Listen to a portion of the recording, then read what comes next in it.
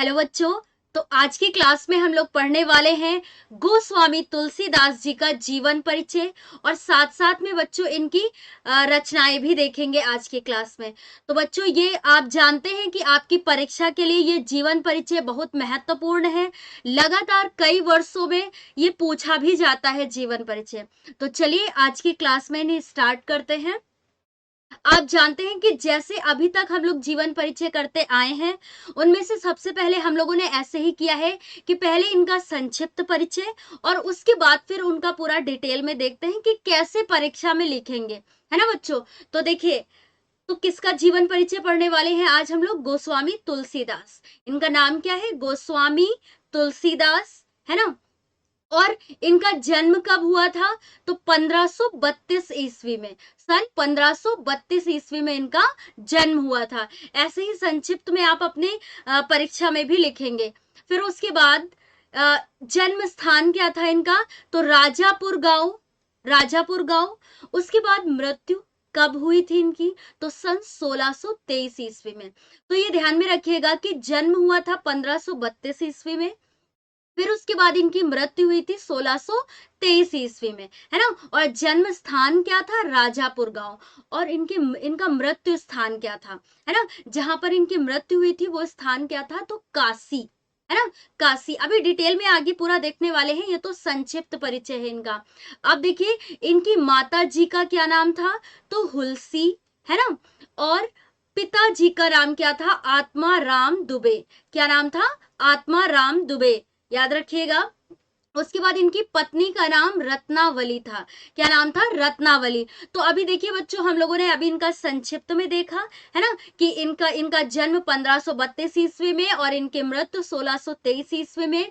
जो जन्म स्थान था वो राजापुर गांव था और जो मृत्यु स्थान था वो काशी में हुआ था, है ना, हुई थी इनकी मृत्यु। और पिताजी का नाम आत्माराम दुबे, माता जी का नाम हुलसी और इनकी पत्नी का नाम रत्नाबाई था, सॉरी रत्नावली था, है ना। क्या लिखा हुआ है? रत्नावली।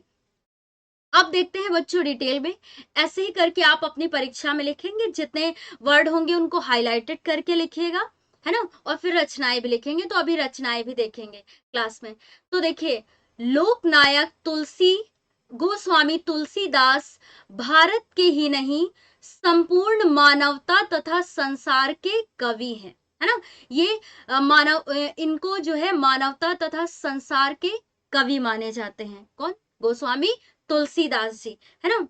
ये सिर्फ भारत के ही नहीं बल्कि संपूर्ण मानवता तथा संसार के कवि माने जाते हैं। कौन? गोस्वामी तुलसीदास जी। बस ऐसे ही समझिएगा, आराम से आपके माइंड में सेट होगा और आप ऐसे ही परीक्षा में लिखेंगे।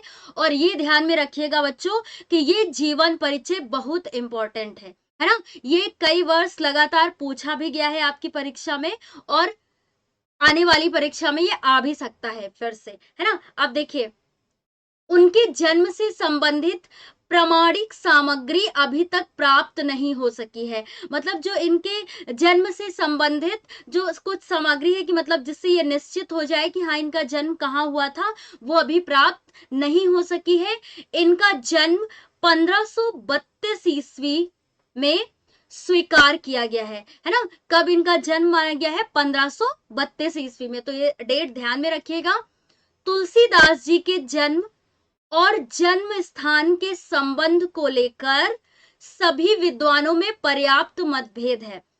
मतलब सभी विद्वानों में मतभेद है इस बात को लेकर के कि इनका जन्म और जन्म स्थान क्या है ना, वो मतभेद में है। अब आगे देखिए बच्चों, इनके जन्म के संबंध में एक दोहा प्रचलित है ना। इनके जन्म के संबंध में एक दोहा प्रचलित है, वो क्या है उसे देखिए। 1554 बीसे कालिंदी के तीर, ऐसे ही आप लोग पढ़िएगा तो याद रहेगा। 1554 बीसे कालिंदी के तीर, कालिंदी लिखा हुआ है ना, कालिंदी के तीर श्रावण शुक्ल सप्तमी तुलसी धरियो शरीर, है ना। तो श्रावण शुक्ल सप्तमी तुलसी धरियो शरीर। तो इसे ध्यान में रखिएगा, आप पेपर में ऐसे लिख सकते हैं और काफी बेहतर तरीका होगा, है ना।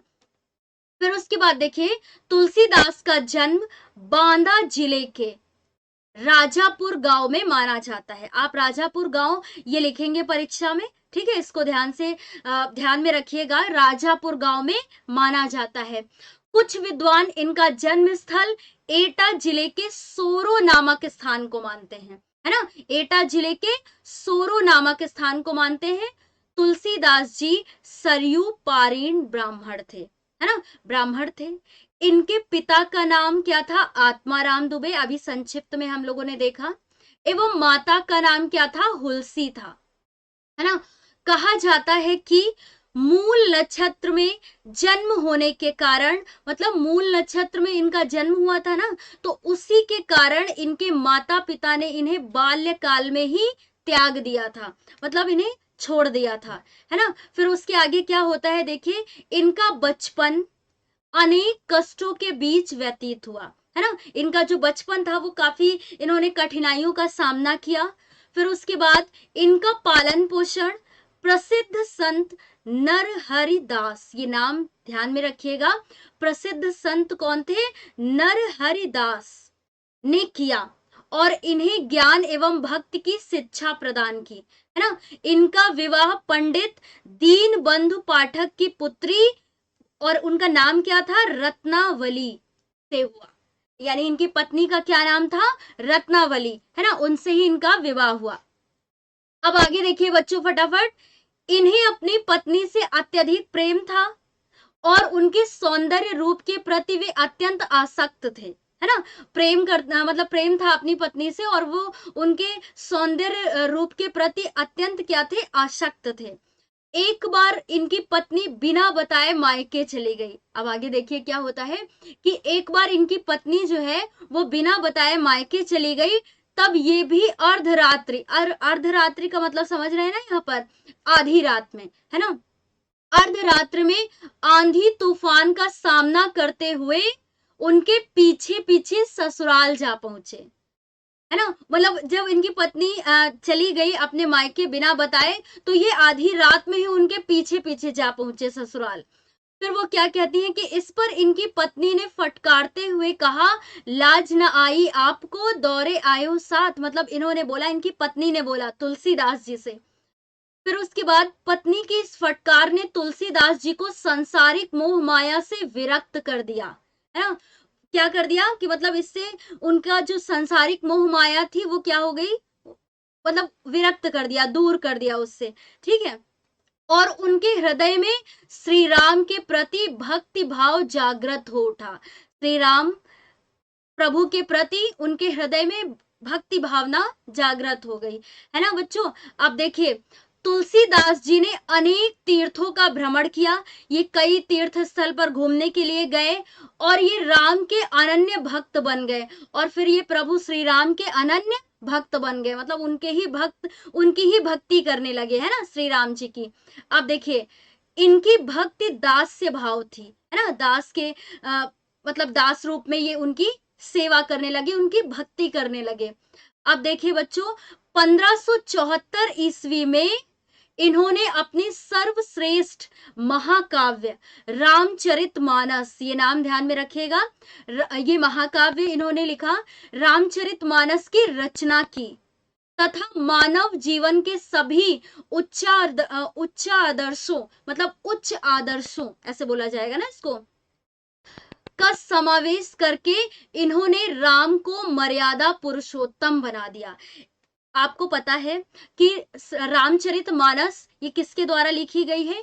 तुलसीदास जी के द्वारा। इन्होंने इसका हिंदी अनुवाद किया है तुलसीदास जी ने, है ना। और संस्कृत में किसने लिखा था?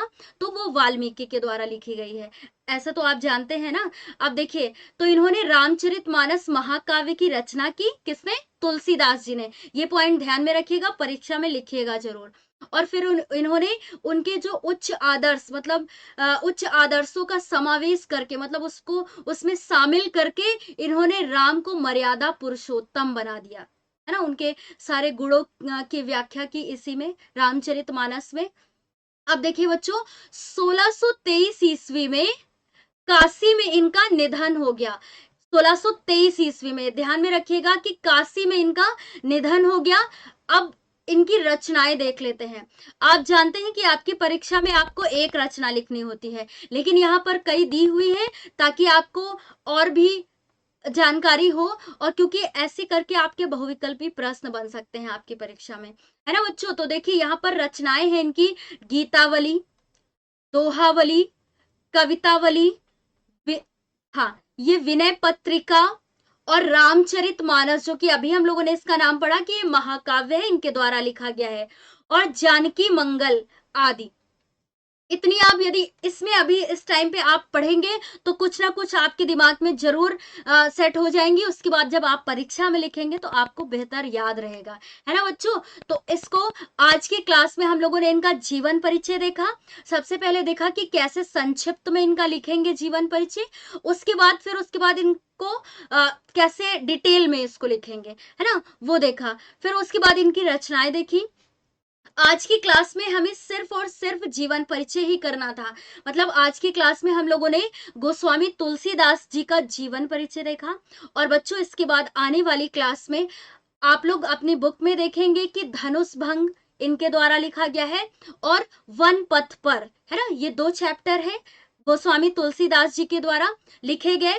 तो एक क्लास में हम लोग पूरा धनुष भंग देखेंगे इनका, एंड उसके बाद जो अगली क्लास होगी उसमें वन पथ पर, है ना, तो उसको पूरा कंप्लीट करेंगे बच्चों। तो ये हमारा गोस्वामी तुलसीदास जी का चैप्टर कंप्लीट हो जाएगा। इसके पहले आप जानते हैं कि सूरदास जी का जीवन परिचय और उनके द्वारा जो लिखे गए पद थे, है ना, उनको भी हम लोगों ने काफी अच्छे से समझा है। कैसे संदर्भ लिखेंगे, व्याख्या, और कैसे संबंधित प्रश्न आते हैं उनको करेंगे परीक्षा में।